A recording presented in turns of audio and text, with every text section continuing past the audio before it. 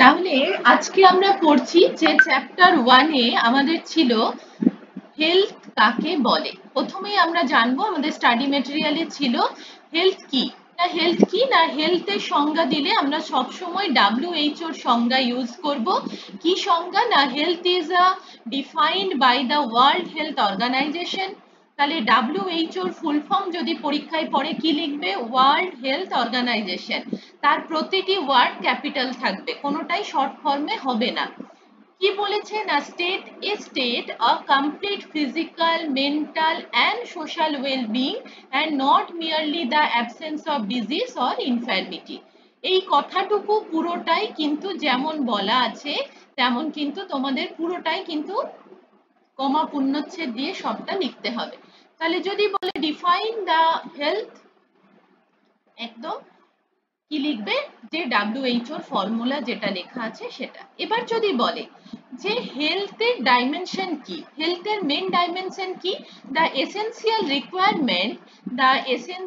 Requirement of health would be, কি বলেছে? না ইনক্লুড দ্য ফলোইং। তিন রকম ডাইমেনশন আগের দিন আমরা বলেছিলাম যে আমাদের physical health is a important, mental health এটা ইম্পর্টেন্ট, অ্যান্ড সাইকোলজিক্যাল আর সোশ্যাল হেলথ এটা ইম্পর্টেন্ট। তাহলে মেন্টাল হেলথ এবং সাইকোলজিক্যাল হেলথ দুটো একই জিনিস, আর সোশ্যাল হেলথ। এই যে তিন রকম হেলথ, এই তিন রকম হেলথকে আমাদের ইমপ্রুভ করতে হয়, এটা WHO ওয়ার্ল্ড হেলথ অর্গানাইজেশন বলে দিয়েছে। ধর আমি ভীষণ বুদ্ধিমান আর আমি ভীষণ আনসোশ্যাল, তাহলে কি আমার কোনো পরিবেশে বা সোসাইটিতে আমার কোনো ডিমান্ড থাকবে? আমার সাথে কেউ মিশবে, কথা বলবে, বা আমার গুণের কোনো প্রচার হবে? তাহলে সবার আগে দরকার, ধর আমার প্রচুর বুদ্ধি আছে কিন্তু আমি প্রচন্ড আনসোশ্যাল কাজ করি, কোনো মানুষ ভীষণ অ্যাগ্রেসিভনেস আছে, কোনো সোসাইটির সাথে আমি মিশতে চাই না, সব সময় আমি যে কাজগুলো করি সোসাইটির বিরুদ্ধে সে কাজগুলো করি, সামাজিক কাজকর্ম সেগুলোর মধ্যে পড়ে না, সামাজিক কুকর্ম বা সামাজিক অপকর্মের মধ্যে পড়ে, তাহলেও কি হচ্ছে? সে সোসাইটিকে নষ্ট করছে। এরকম চারপাশে আমরা অনেক মানুষ দেখতে পাই যে যারা কিন্তু সোসাইটিকে পলিউটেড করে, যে খারাপ জিনিস যত তাড়াতাড়ি ছড়িয়ে পড়ে, ভালো জিনিস কিন্তু ছড়িয়ে পড়ে তত তাড়াতাড়ি, কিন্তু মানুষ রপ্ত করতে তার অনেক সময় লাগে। ঠিক আছে? তো খারাপ জিনিস হলো অ্যাকচুয়ালি ছোঁয়াচে সংক্রামক ব্যাধি, কিন্তু ভালো জিনিস হলো তার থেকেও বেশি সংক্রামক যদি সেই মানুষটার সাইকোলজিক্যাল তাকে হিট করা যায়। এটা আমার কথা নয়, এটা হলো সাইকোলজিস্টদের কথা। ঠিক আছে? তাহলে এখানে তিনটে ডাইমেনশন কি? না achievement of optimal growth and development, this is the first dimension that are helping to the physical health. Physical হেলথের সাথে এটা প্রথম পয়েন্টটা ইন্টারলিঙ্ক করলো। দেন কি আছে? Mental wellbeing. মেন্টাল ওয়েলবিং মানে মানসিক স্বাস্থ্য। অবশ্যই আমরা যখন ডিপ্রেশনে চলে যাই, আমাদের মন খারাপ হয়ে যায়, আমরা কি করি? হয় ভালো খাবার দাবার খাই, নালে গান শুনি, নয় বন্ধুদের সাথে ঘুরতে যাই, গল্প করি, এসবই তো করি। তো সেটা হলো মেন্টাল ওয়েলবিং। দেন আসছে maintenance of the structural integrity of the functional efficiency of body tissue necessary for an active and productive life. বিষয়টা কি বলেছে? ধর আমি ভালো খাবার খাচ্ছি কিন্তু আমি যে জলটা খাচ্ছি সেই জলটা দেখা গেল পয়জনাস, সেই জলটা আমার পিউরিফাইড নয়, তাহলে একটা ভালো জিনিসের মধ্যে একটা ছোট্ট যদি খারাপ জিনিস ঢুকে পড়ে তোমার গোটা হেলথ সিস্টেমটাকে নষ্ট করে দেবে।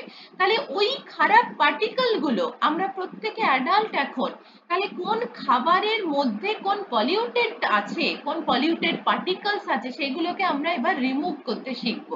সেরকম আমাদের লাইফেও, সোশ্যাল লাইফে মেন্টাল হেলথ পিস নষ্ট যারা করে সেই টক্সিক মানুষদেরও আমরা রিলিভ করতে শিখবো।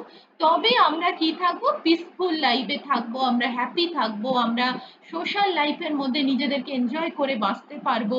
এগুলো হলো সবই WHO রেকমেন্ডেড।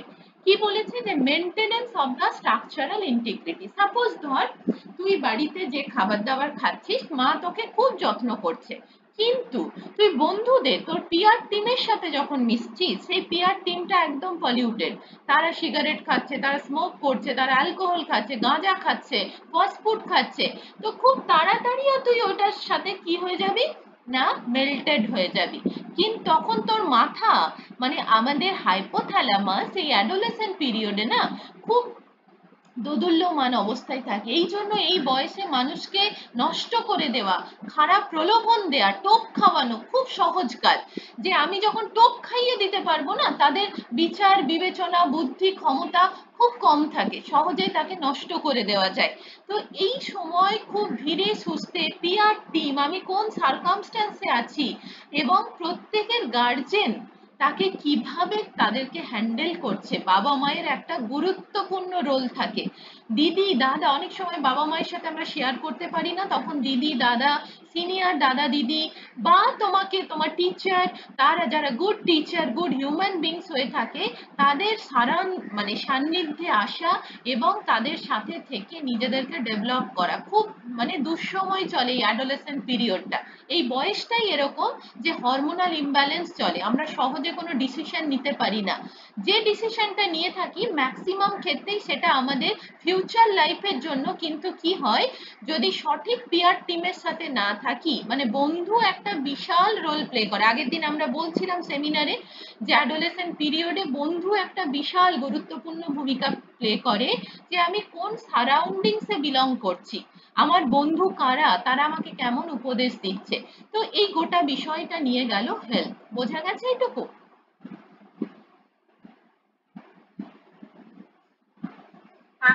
ওকে, তাহলে এবার পড়বো যে এবিলিটি টু কমব্যাট ডিজিজেস। তাহলে আমাদের মধ্যে এমন কি এবিলিটি থাকতে পারে যেটাকে আমরা ডিজিজটাকে প্রিভেন্ট করতে পারি? কি থাকবে না, রেজিস্টিং ইনফেকশন। ইনফেকশন প্রিভেন্ট করার জন্য কোন কোন ভিটামিনসের দরকার পড়ে?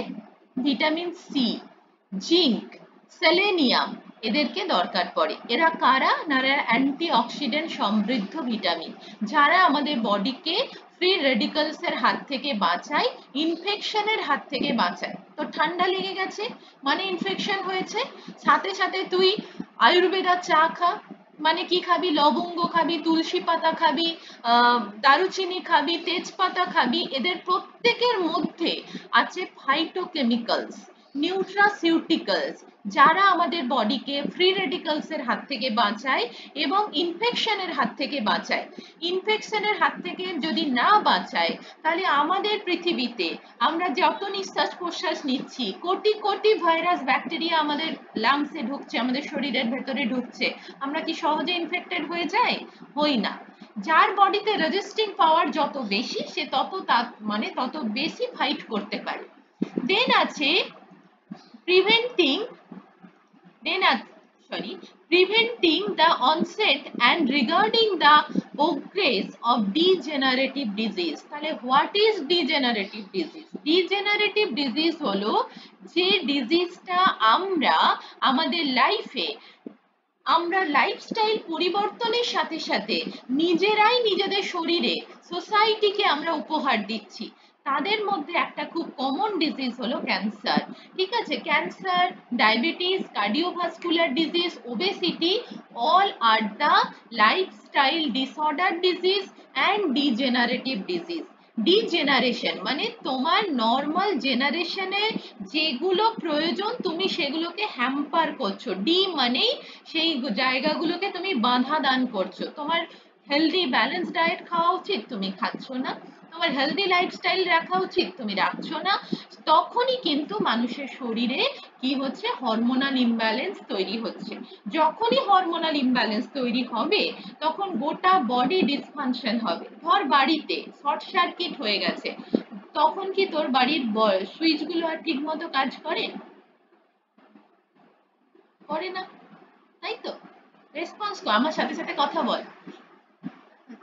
করে না, সবাই কথা বল, শুধু স্বস্তিক আর রশ্মিতা নয়, সবাই কথা বল। যত কথা বলবি তত তোর ব্রেন সেগুলোকে ক্যাচিং করবে।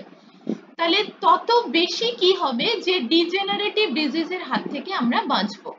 Resisting the effect of environmental toxin, এই যে বললাম toxin people, toxin food, toxin pollutant, toxins, toxin substance. কারা? প্রথমেই আমরা আসবো এনভায়রনমেন্টাল টক্সিন। এই যে টার্মিনোলজিটা পড়লি, ঠিক এটা ধরেই ফিফথ সেমিস্টারে দিদিদের একটা ইউনিটই আছে টক্সিনস মেটেরিয়াল, সেটা সয়েলে হতে পারে, এয়ারে হতে পারে, ফুডে হতে পারে। তাহলে হোয়াট ইজ এনভায়রনমেন্টাল টক্সিন, মানে যারা পরিবেশকে দূষিত করছে, কারা হতে পারে?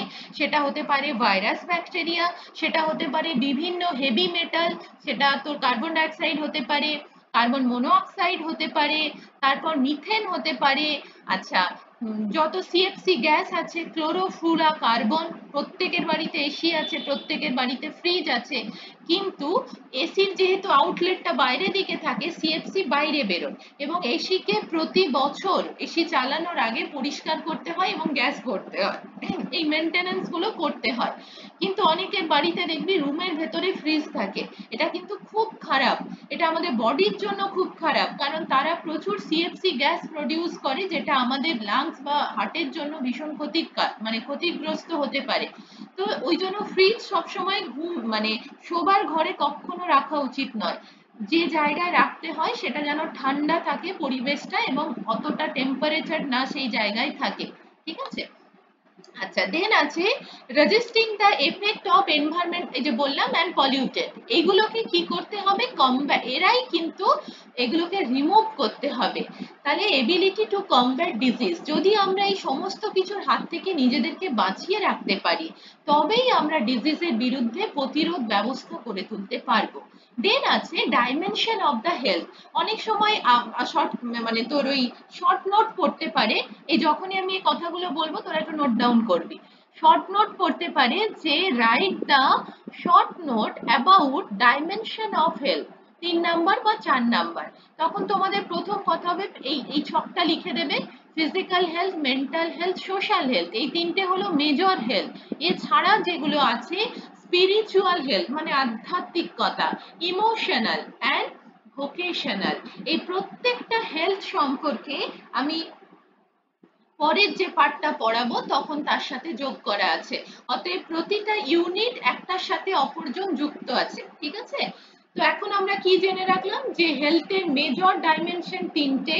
যদি পরীক্ষায় কোশ্চেন থাকে মেজর ডাইমেনশন লেখো, তখন লিখবে ফিজিক্যাল, মেন্টাল, সোশ্যাল।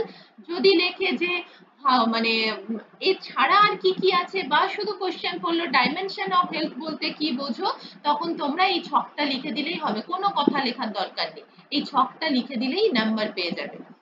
দেন আসছি আমরা ডায়েটেটিক্স কাকে বলে। ডায়েটেটিক্স কাকে বলে?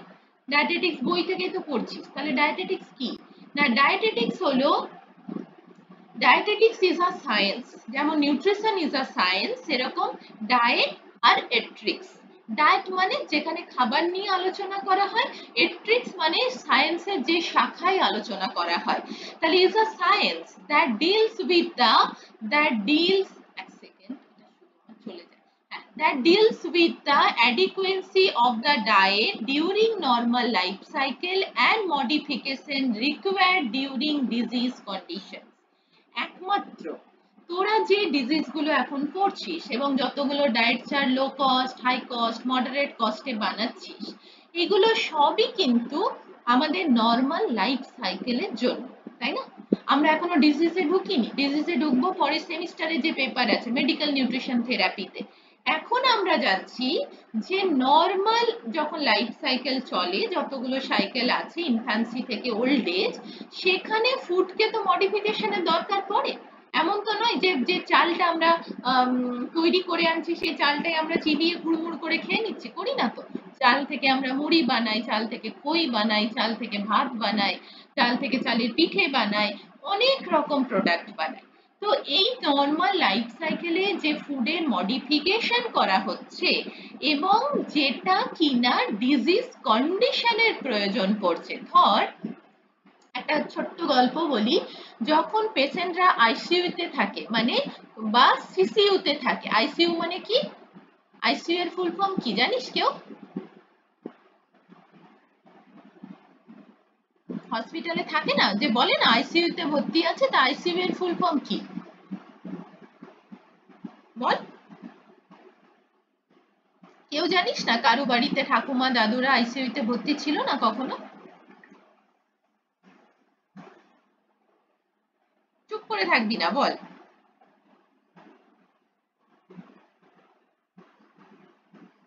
বল। জানিস না? সিসিইউ এর ফুল ফর্ম? Very good. তাহলে আইসিইউ টা ইন্টেনসিভ কেয়ার ইউনিট। এই ফুল ফর্ম গুলো জেনে রাখবি। হ্যাঁ, সিসিইউ হলো ক্রিটিক্যাল কেয়ার ইউনিট, আইসিইউ হলো ইন্টেনসিভ কেয়ার ইউনিট। ঠিক আছে? তো আইসিইউ তে যখন ভর্তি করে না, তখন পেশেন্ট পুরো কোমায় চলে যায়। পেশেন্ট মানে মানুষের কোনো জ্ঞানই তার থাকে না। আইসিইউ থেকে সিসিইউ তে আসে, মানে তার একটুখানি জ্ঞান এসছে। ক্রিটিক্যাল কেয়ার ক্রিটিক্যাল, বাট তার সেন্স আছে। আইসিইউ মানে পুরোটাই ইন্টেনসিভ কন্ডিশনে, মানে পুরো মানে অচেতন যাকে বলে, কোনো সেন্স নেই, কোমাতে চলে গেছে। আমাদের কলেজেই তো ওই সপ্তর্ষি স্যারের যে অ্যাক্সিডেন্ট হলো না, এখন তো মিশনে আইসিইউতেই আছে, আজ প্রায় 15-16 দিন হয়ে গেল। মানে বিভৎস অ্যাক্সিডেন্ট হয়েছিল ইংলিশ ডিপার্টমেন্টের স্যার। ঠিক আছে, খুবই অবস্থা খারাপ। তো যাই হোক, তো এই ডায়েটেটিক্স বলতে এটা বোঝায়, বোঝা গেছে?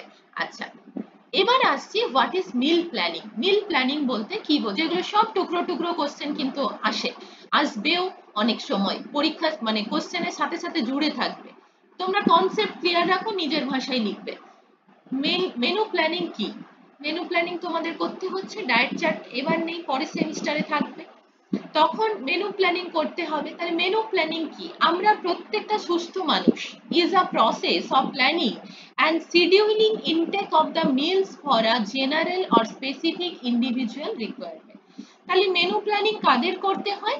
হয় আমরা নর্মাল লাইফ সাইকেলে আমাদের এক্সট্রা কোনো নিডের দরকার, সে প্রতিটা লাইফ সাইকেলেই দরকার, ইনফ্যান্সি হোক, ওল্ড এজ হোক, প্রেগনেন্ট হোক, ল্যাকটেটিং হোক, অ্যাডোলেসেন্স হোক, স্কুল গোয়িং চাইল্ড হোক, প্রত্যেকটা লাইফ সাইকেলেই কিন্তু আমাদের কিছু মডিফিকেশন দরকার। অ্যাডোলেসেন্সদের কোন কোন নিউট্রিয়েন্ট বেশি দরকার? আগের দিন সেমিনারে আমরা বলেছিলাম কোন কোন নিউট্রিয়েন্ট বেশি দরকার। বাড়ন্ত বয়সে কোন নিউট্রিয়েন্ট গুলো বেশি লাগে? বল, আমার সাথে কথা বল, বল, শুনতে পাচ্ছি না।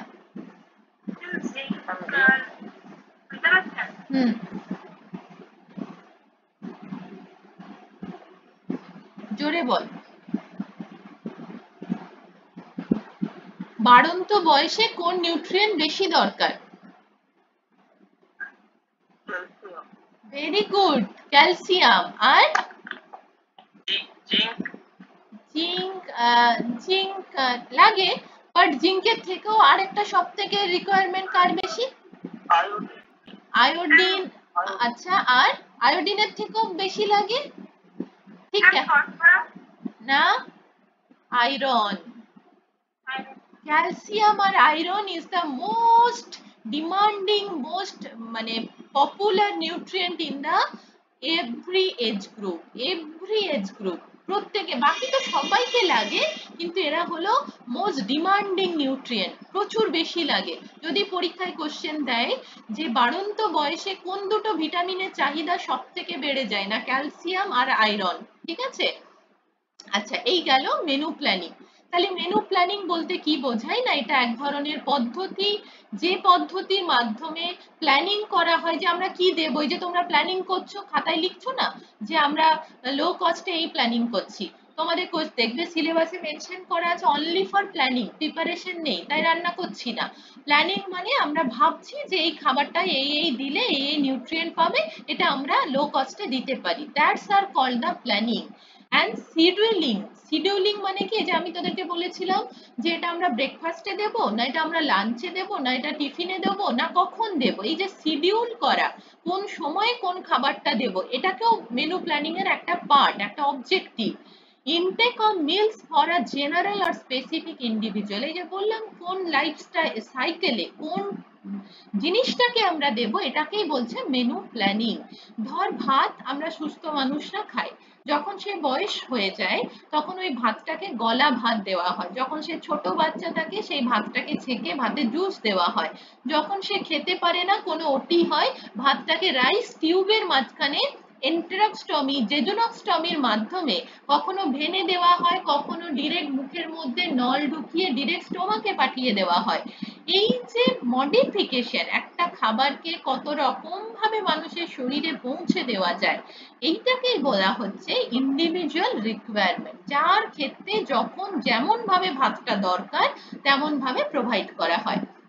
দেন আসছে অ্যান্টিঅক্সিডেন্ট, খুব খুব ইম্পর্টেন্ট, পরীক্ষায় মানে সিলেবাসে থাকুক কি না থাকুক এরকম শর্ট কোশ্চেন কিন্তু পড়তেই পারে। তাহলে হোয়াট ইজ অ্যান্টিঅক্সিডেন্ট? অ্যান্টিঅক্সিডেন্ট কাকে বলে বল? না, অ্যান্টিঅক্সিডেন্ট হলো, অ্যান্টিঅক্সিডেন্ট কাকে বলে? কে পারবে?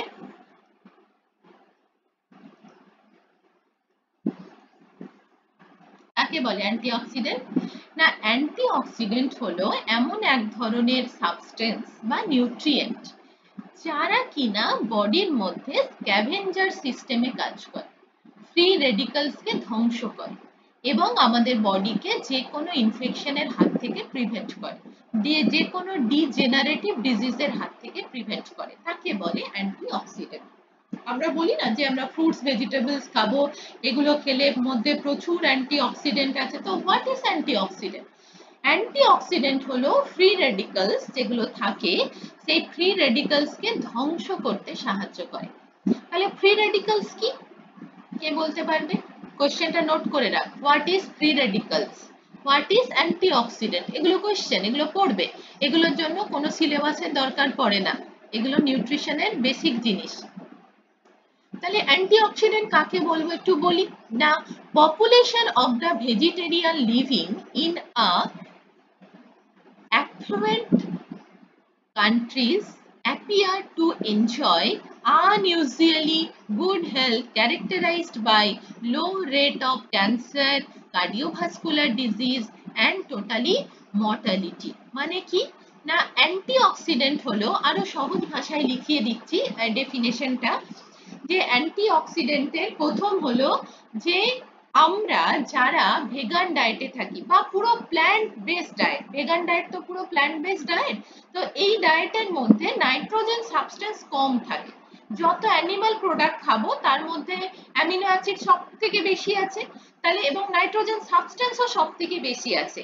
নাইট্রোজেন ব্যালেন্স করাটা আমাদের বডিতে খুব জরুরি। আমরা যখন ওয়াটার ব্যালেন্স পড়েছিলাম যে কতটা ওয়াটার খাবো আর কতটা এক্সক্রিশন করব, এই জিনিসটাকে আমরা ব্যালেন্স বলি, সেরকম কতটা নাইট্রোজেন খাচ্ছি এবং কতটা নাইট্রোজেন এক্সক্রিট করতে পারছি, এই জিনিসটা যদি ঠিকঠাক না থাকে, এখান থেকেই তৈরি হয় কি না কিডনিতে stone formation, cholelithiasis, cholecystitis, kidney stone, এখান থেকে ফরমেশন হয়। প্রতিটা নিউট্রিয়েন্ট যদি বডিতে এক্সেস হয় এবং সেটা এক্সক্রিশন করতে না পারি, সেগুলো আমাদের বডির বিভিন্ন জয়েন্টে, বিভিন্ন অর্গানে তারা জমে সেখান থেকে আমাদের বডির সমস্যা তৈরি করে।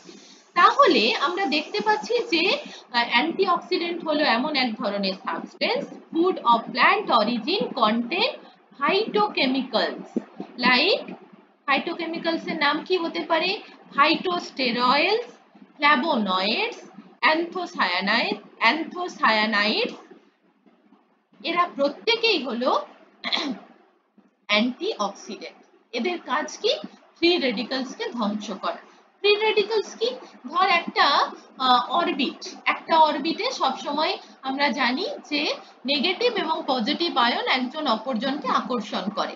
তো একটা অরবিটে, একটা গোল স্ট্রাকচারের মধ্যে ধর দুজন বন্ধু আছে নেগেটিভ পজিটিভ, আরো দুজন বন্ধু আছে নেগেটিভ পজিটিভ, আরেকজন বন্ধু আছে আইদার নেগেটিভ অর পজিটিভ, সে একা, তাহলে এরা দুজন জোড়া, এরা দুজন জোড়া, মাঝখানে একজন একা, তাহলে এ কি? এ অ্যাকচুয়ালি অনুঘটক, এর কাজ হলো আইদার ওদের কাপল গুলোকে ভেঙে দেওয়া, ওদের মধ্যে ঝামেলা লাগানো, অথবা ওদের মধ্যে গিয়ে ঢুকে যাওয়া, ডিস্টার্বিং পার্টিকলস, এগুলোকে বলে ফ্রি রেডিক্যালস। বোঝা গেছে?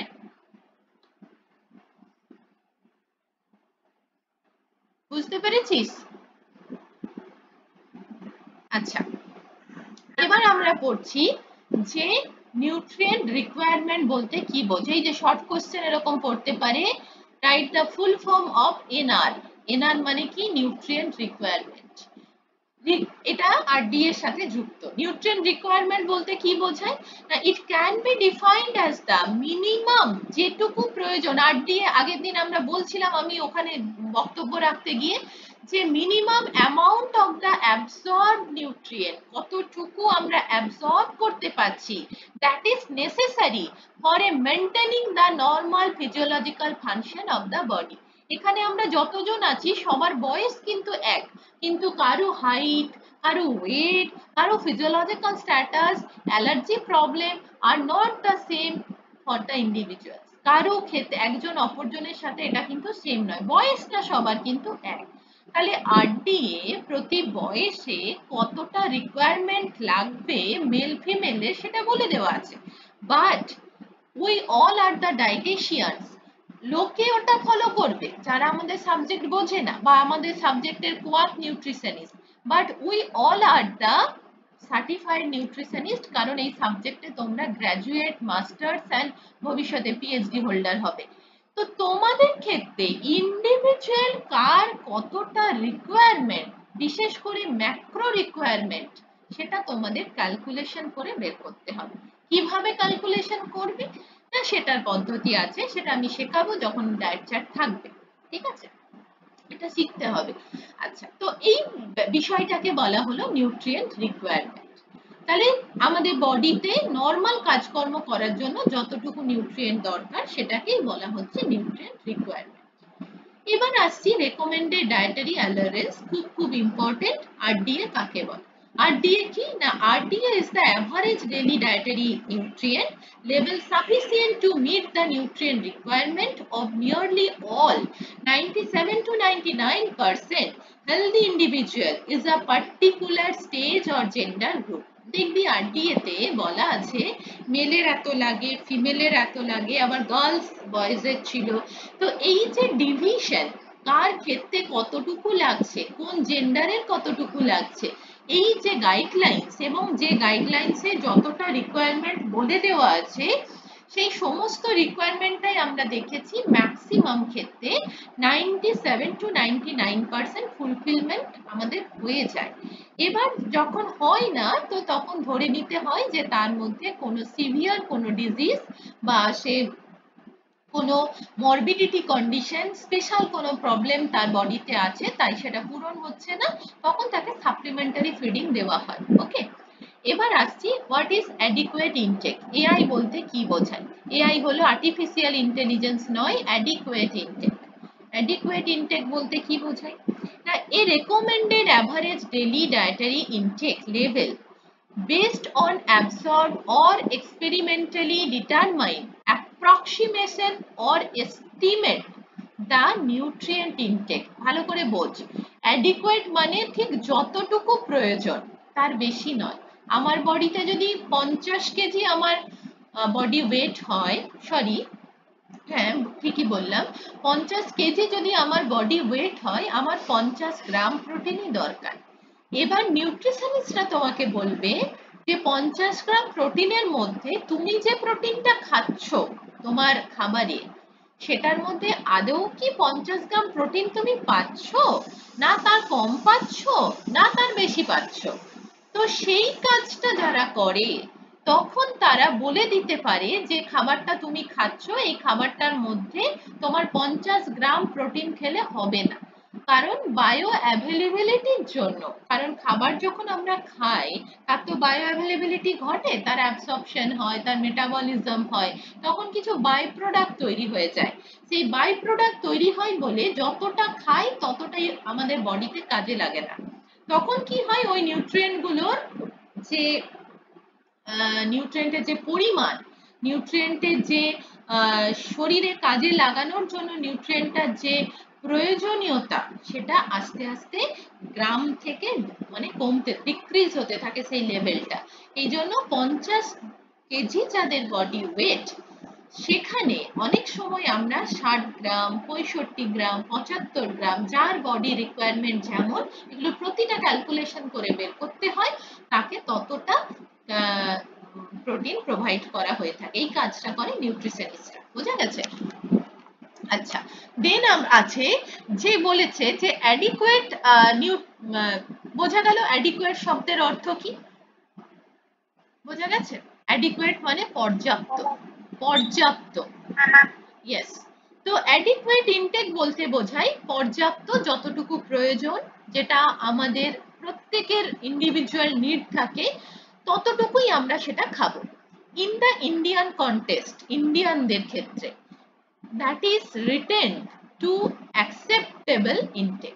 এটা অনেক সময় এই অ্যাডিকুয়েট ইনটেকটাকে ইন্ডিয়ান কন্টেক্সটে বলা হয় অ্যাকসেপ্টেবল ইনটেক। তাহলে পরীক্ষায় কোশ্চেন যদি অ্যাকসেপ্টেবল ইনটেক দেয়, ঘাবড়ে যাওয়ার কারণ নেই, অ্যাডিকুয়েট ইনটেকের যে ডেফিনেশনটা পড়লি সেটি লিখে দিবি। তাহলে এই যে অ্যাডিকুয়েট ইনটেক, এই অ্যাডিকুয়েট ইনটেকটা that are assume to be adequate, এটা আমরা বলতে পারি তখনই অ্যাডিকুয়েট যে used by when RDA can not be determined. যখন আরডিএ তে ধর বলে দেওয়া আছে তোদের বয়স কত, এখন 20 বছরের গার্লসদের 1800 কেসিএল এনার্জি লাগে, 20 বছরের বয়েজদের 2100 কেসিএল এনার্জি লাগে। কিন্তু আমি যখন সোনিয়ার এনার্জি ক্যালকুলেশন করব, দেখা গেল তার হাইট ওয়েট উচ্চতা অনুযায়ী তার লাগছে হয়তো 1500 বা 1600। আর এখানে যখন অভিজিতের করব তখন দেখব তোর 2100 নয়, ওর লাগছে 2300। তো that's are the important part যেটা ডায়েটিশিয়ানরা করে থাকে। ওটা বলা আছে স্ট্যান্ডার্ড, ওখানে প্রত্যেকের হাইট বলা আছে 5 ফুট 3 ইঞ্চি, প্রত্যেকের ওয়েট বলা আছে 60 বা 55, মেয়েদের ক্ষেত্রে 55, ছেলেদের ক্ষেত্রে 65, যেটাকে রেফারেন্স ম্যান এবং রেফারেন্স ওমেন বলা হয়, তার রেসপেক্টে ওটা বানানো আছে। কিন্তু যখন আমরা ইন্ডিভিজুয়াল ডায়েট চার্ট করব, ইন্ডিভিজুয়াল ক্যালকুলেশন করে বার করতে হবে তার নিড কতটা। দেন আমরা আসছি টলারেবল আপার ইনটেক লেভেল, ইউএল। ইউএল বলতে কি বোঝে? টলারেবল। আমরা বলি না যে আমাদের তো একটা টলারেন্সি আছে নাকি, যে আমাদের সহ্য করার ক্ষমতা আছে, বলে থাকি তো। তো এই যে সহ্য শক্তি, এখানে তো সহ্য শক্তি না, এখানে হলো কতটা খাবার খেলে সেটা আমাদের শরীরে কাজে লাগবে, তার বেশি খেলে আমাদের শরীরে ক্ষতি হবে, এটাকে বলে টলারেবল আপার ইনটেক লেভেল। কতটা টলারেট করতে পারবো। ধর তুই বিয়ে বাড়ি গেলি, বিয়ে বাড়িতে প্রচুর প্রোটিন খাবার করে, ফিশ ফ্রাই, চিকেন পকোড়া, তারপর মাটন, চিকেন, চিকেনের কোরমা, এইসব নানা রকম আইটেম করে থাকে না। তো সেখানে সুযোগ পেয়ে আমি ঝেড়ে প্রোটিন খেয়ে নিলাম, খাওয়ার পর রাত্রিবেলা, বেশিক্ষণ নয়, কারণ প্রোটিন স্টমাকে গিয়ে ডাইজেশন হতে মিনিমাম 7-8 ঘন্টা লাগে। তাহলে বিয়ে বাড়িতে তো আমরা 4-5 ঘন্টা থেকেই থাকি, তারপর যখন বাড়ি ফিরে আসলাম আরো 2 ঘন্টা, তাহলে হয়ে গেল 6-7 ঘন্টা। এবার পেটের ব্যথা, নয় বমি, নয় পটি, ডায়রিয়া দেখা দেয়, কারণ আমরা টলারেবল আপার ইনটেকের থেকে বেশি খেয়ে ফেলেছি, বডি সেটা ডাইজেস্ট করতে, টলারেট করতে পারলো না। তাহলে কি হয়ে গেল, যখন আমরা টলারেট করতে পারি না কোনো বিষয়, তখন আমরা ঝগড়া করি, রেগে যাই, চিৎকার করি। তাহলে বডি তো আর চিৎকার করবে না, বডি কি করলো, তোমার ছিপি খুলে দিল, হুড় হুড় করে তোমার পটি বেরিয়ে গেল, হয়ে গেল বডি টলারেবল ইনটেক, তুমি ক্রস করে গেছো, সেও খেল দেখিয়ে দিল। বুঝে গেছো? তাহলে টলারেবল আপার ইনটেক বলতে এটা বোঝায়। এস্টিমেটেড অ্যাভারেজ রিকোয়ারমেন্ট, এটা বলতে কি বোঝায়? ইএআর, এটা ভীষণ কাজে লাগবে যখন আমরা ডায়েটের ডিজিজের ডায়েট চার্ট বানাবো। বলেছে the average daily nutrient intake, average daily nutrient intake estimated to meet the requirement to half of the healthy individual। ধর এই যে আগের দিন বলছিলাম পড়াতে পড়াতেই, যে আমার যদি 1500 কেসিএল এনার্জি দরকার পড়ে, সে যদি আইসিইউ তে থাকে, আইসিইউ পেশেন্ট হয়, এগুলো সবই কিন্তু ডিজিজ ওরিয়েন্টেড ডায়েট চার্টে লাগে, সুস্থ মানুষের জন্য নয়, তখন তাকে 700 কেসিএল দেওয়া চলে, যে তার বডির ফিজিওলজিক্যাল কন্ডিশনটাকে চালিয়ে নিয়ে যাওয়ার জন্য, অ্যাক্টিভ কন্ডিশন নয়, জাস্ট অর্গান গুলো কাজ করবে। তো half of the healthy individuals, half portion তাকে ক্যালোরি প্রোভাইড করা হয়। এই কখন দেওয়া হয় না, যে লাইফ মানে স্টেজে, এগুলো সবই হসপিটাল পেশেন্ট, ঠিক আছে, এন্ড জেন্ডার গ্রুপ যাদেরকে দেওয়া হচ্ছে, এটাকে বলে এস্টিমেটেড অ্যাভারেজ রিকোয়ারমেন্ট। দেন আসছে dietary reference intake, DRI. DRI বলতে কি বোঝায়?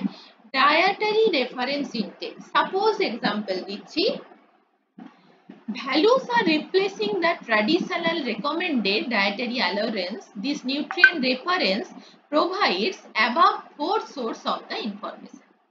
মানে কি বোঝাচ্ছে? ডায়েটারি রেফারেন্স ইনটেক বলতে বোঝায়, এক সেকেন্ড হারিয়ে গেল, দেখতে পাচ্ছিস?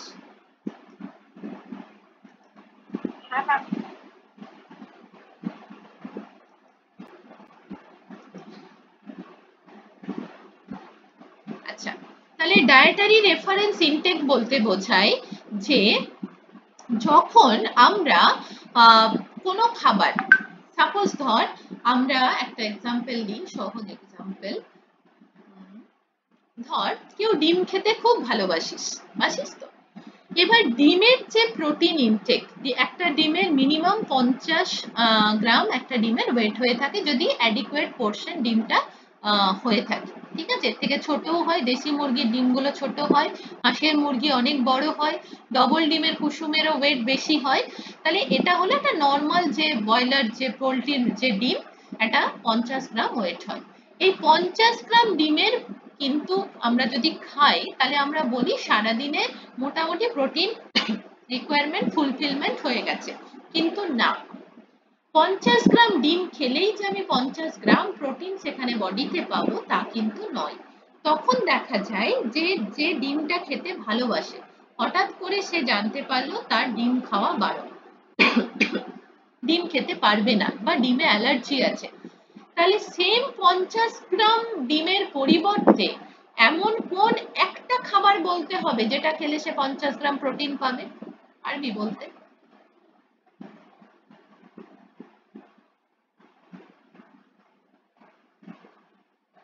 চেষ্টা কর না, একটু দেখ পারিস কিনা।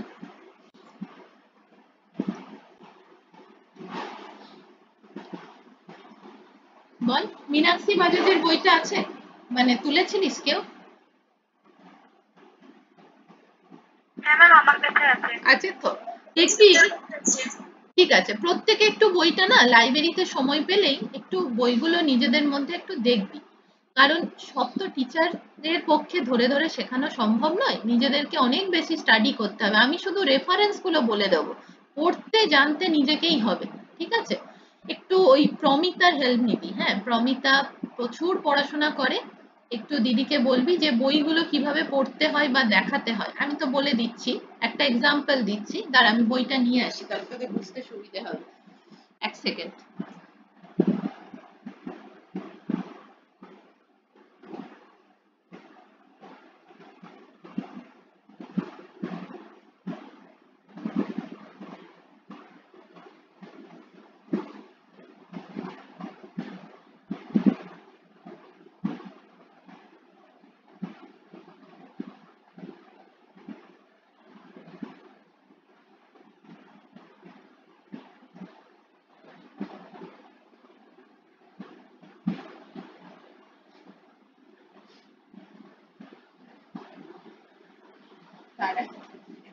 কোথায় বইটা, এত বই আমার চারিদিকে দিয়ে আছে।